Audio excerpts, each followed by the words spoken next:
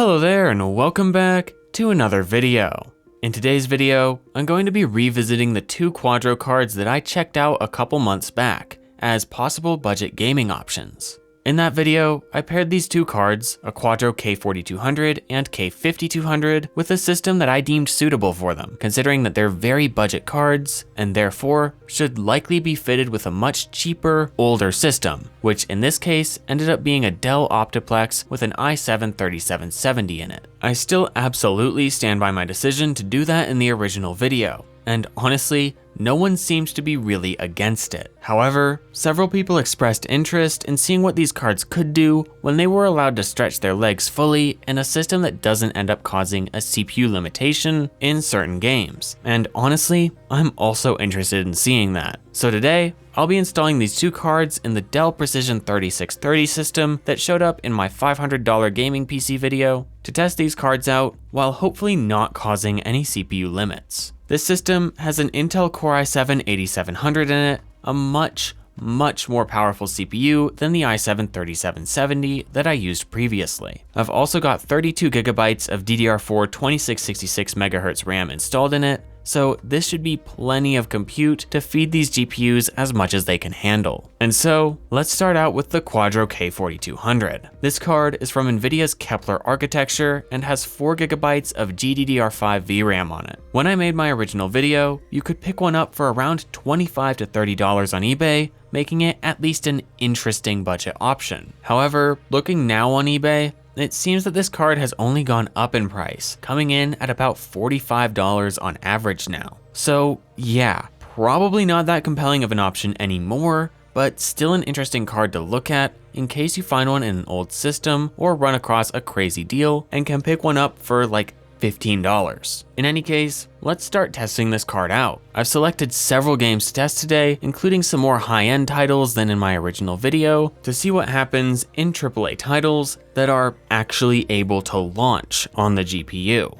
And as a quick note, all benchmarks in this video will be done in 1080p. So with that, let's hop straight into the benchmarks with Minecraft Vanilla 1.21.11 with a 12 chunk simulation distance and a 16 chunk render distance with the default graphics settings. In this game, this system with the Quadro K4200 performed really well, managing an average frame rate of 192.3 FPS with a 1% low of 41.7 and a 0.1% low of 26.1. A very solid performance so far, but then again, Minecraft runs on nearly anything, so let's see if we can make this thing's job just a little harder. Still in Minecraft 1.21.11, but this time with sodium and iris shaders installed at the same render and simulation distances with complementary reimagined shaders at their medium preset, this card hurt a lot more. The average frame rate dropped to a cinematic 24.4 FPS with a 1% low of 15.9 and a 0.1% low of 14.4. While not a very playable experience with shaders, one could definitely still use this card to run shaders just for the sake of snapping a few pretty screenshots of a build, so it's not all terrible, though it certainly could be a whole lot better. Moving now into another title, Fortnite, at low settings, this card was actually able to provide a really playable experience,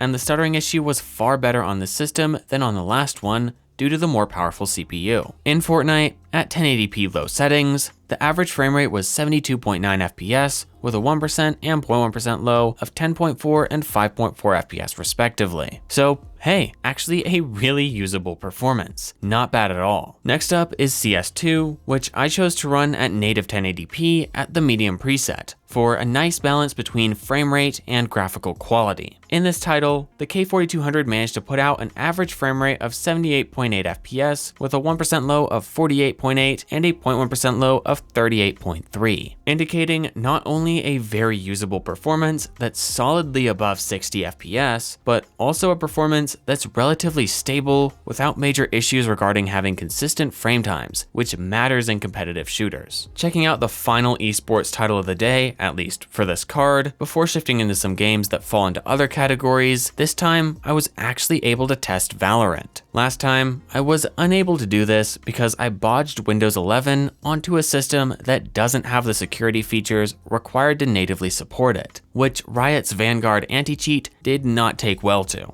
Now that I'm on a system that completely supports Windows 11, let's see how this card can perform in Valorant. At 1080p native and medium settings, this game ran incredibly well with an average frame rate of 251.5 FPS, with a 1% low of 137 and a 0.1% low of 57.5. A performance that's honestly completely good enough to play even very competitively with. Now moving into the title that I have representing an oldie but goodie, let's check out Halo Combat Evolved Anniversary from the Master Chief Collection. This game is really quite easy to run, even with the Anniversary Edition's remastered graphics. But let's see how it does on this card. With the normal graphics settings, this card managed an average frame rate of 113.2 FPS, and it had 1% and 0.1% lows of 78.7 and 33.7 FPS respectively. Again, incredibly usable. On to an indie game now that I really enjoy, that being Scrap Mechanic. This game is quite easy to run, as I've found out by using it for many tests in some recent videos, and that doesn't seem to be any different this time. This card, at 1080p medium settings, put out an average frame rate well above the 60 FPS ideal with a frame rate of 83 FPS. Which is plenty playable in this game. The percentile lows also indicated a very consistent experience, being 51.2 FPS for the 1% low and 39.3 FPS for the 0.1% low. Finally, moving on into the last two games for this card, which I chose specifically to represent heavier, harder to run titles, I've ended up choosing Doom Eternal and Spider-Man Remastered to perform this task. Doom Eternal is a very well optimized AAA game, and Spider-Man Remastered is just a bit heavier of a AAA title that's good to use as a general benchmark. So taking a look first at Doom Eternal, the little K4200 managed to put out a low but technically usable frame rate of 31.7 FPS at 1080p medium settings. The percentile lows were 22.7 and 19.7 for the 1% and 0.1% lows respectively, so honestly, not a bad performance and not too stuttery a mess. It's very possible that when dropping to something like very low settings, the frame rate could be bumped up enough to be comfortably playable, which is honestly really impressive considering the age of this card. Finally, let's take a look at Spider-Man Remastered, which performed mediocrely on this system. The K4200 only put out an average frame rate of 30.9 at 1080p very low without any upscaling, and the percentile lows were fine at 21.1 FPS for the 1% and 15.4 for the 0.1%, but the thing is that while the average seems usable in this game, the fight scenes are quite fast-paced and require quick reactions. Therefore, 30 FPS might be a little bit difficult to use. Additionally, there were areas of the map where the frame rate dropped well into the low 20s, which is really not great for this game. But honestly, it's kind of impressive that it's running at all in my opinion. Overall, not a terrible performance for the K4200, and especially in Fortnite and Counter-Strike, the i7-8700 really allowed this GPU to stretch its legs. Although I didn't run these games at identical settings to what I did in my first video, with the reason for that being that in the first video, sometimes some serious quality sacrifices had to be made, and that with the newly improved performance of the system, I figured it was worth benchmarking at settings you'd actually want to play on. Even then, however, the improvement in performance can be noticed, particularly in Fortnite, where the game was able to run at 100% render resolution with a decent frame rate, whereas before I had to drop the render resolution and therefore visual quality significantly. Looking at Counter-Strike now, here the new CPU allowed this GPU to provide an average frame rate that's higher than what was previously got at the medium preset. However, this time I didn't have to use any FSR upscaling, while previously I had used Fidelity FX quality, as is standard with the medium preset in this game. Alright, so honestly a pretty solid performance from the little Quadro K4200. Especially in the higher end titles. But how about the Quadro K5200? Will this card benefit from a new CPU just like the K4200 did? Will it benefit more because it's a more powerful card? Let's find out. So now, I'll run the same suite of benchmarks on the K5200, which is another Kepler architecture card, but this time one that's higher end and that has 8GB of VRAM. This card is, yet again,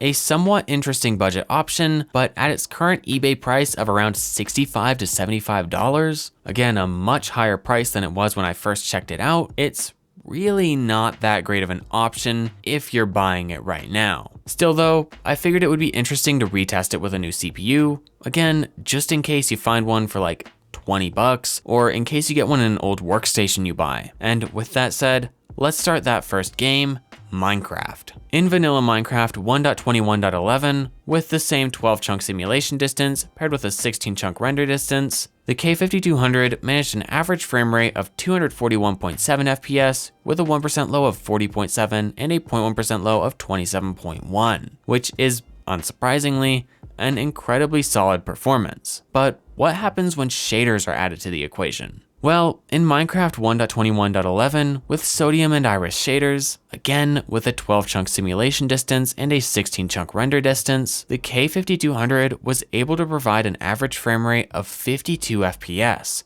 which is darn close to the 60 FPS ideal. So with the K5200, shaders are much closer to the standard playable benchmark than they are on the K4200. Moving on into Fortnite now, at low settings and 100% render resolution, the K5200 performed really well, providing a competitive average frame rate of 104.9 FPS with a 1% and 0.1% low of 19.6 and 5.7 FPS respectively. So while the game isn't always the smoothest, the average frame rate is nice and high, genuinely high enough to be usable for more competitive play.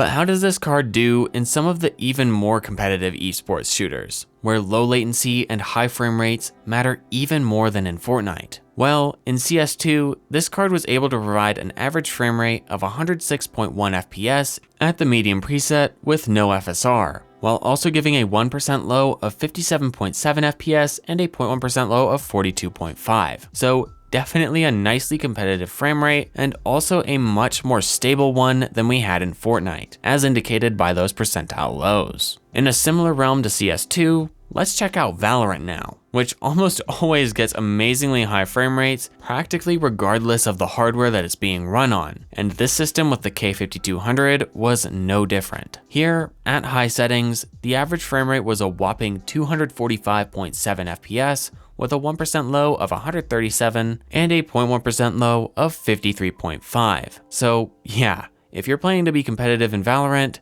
there's absolutely no reason that this card should be holding you back considering this performance. Pushing out of the more esporty titles, let's check out Halo Combat Evolved Anniversary to represent that oldie but goodie category. Here, the K5200 unsurprisingly did great, with an average frame rate of 151.6 FPS at normal graphics settings, while keeping the percentile lows solid, with a 1% and 0.1% low of 83.9 and 29.3 FPS respectively. Looking at a smaller indie game now, Scrap Mechanic at a mix of high and medium settings, which is accidentally slightly harder to run than it was on the K4200, ended up running really well on this card, with an average frame rate of 79.8 FPS and a 1% low of 56.9, paired with a 0.1% low of 39.2. So yeah, another incredibly solid performance by the K5200. And now for the final two games, which I think are probably the two most interesting ones of this whole comparison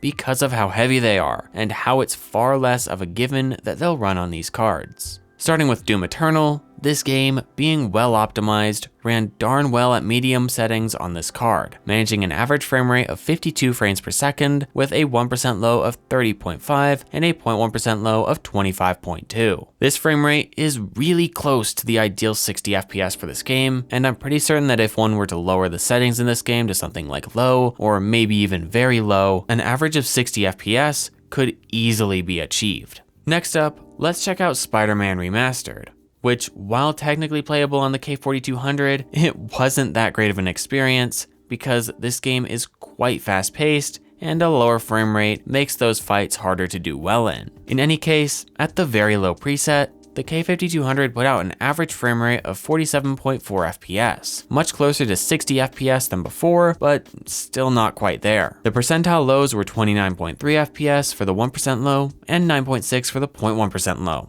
So while a playable experience in this game, again, still not that great, and it's likely you'd be far better off with an old GTX 900 series card instead of this one in this game, especially considering current pricing. And that's all of the benchmarks for this video complete. Overall, I think that these two cards are still interesting options, especially if you can find them for super cheap, or if you manage to come across them in an old workstation you're thinking of picking up. However, with their current pricing, they're not worth buying on their own unless you have a very specific reason that you need one of these exact cards. The i7-8700 certainly enabled these cards to stretch their legs a little more than the previously used 3770 did, especially in some select examples such as Fortnite. And it also seems that the extra CPU compute helped in several of the other games, another good example being CS2. Also, having a CPU that natively supports Windows 11 enabled me to test and run Valorant, well, at all, which is absolutely something to keep in mind when pairing a GPU with the CPU if you're shopping in the used hardware space. In the end, I'm glad that I revisited these cards with a better CPU just to see what they can do. And while I didn't do this in this video, it seems like these cards could both be pretty insane overclockers based on what was seen in the first video. And so it's possible that I will attempt to severely overclock one or both of these cards in this system that's got a better CPU in it in a future video. If you're interested in that, let me know in the comments below so that I know that it's a video that's worthwhile for me to make. Well, that's all that I have for you in today's video. I hope that you were able to at least enjoy it and maybe even learn a thing or two. In any case, I hope to see you next time. Goodbye.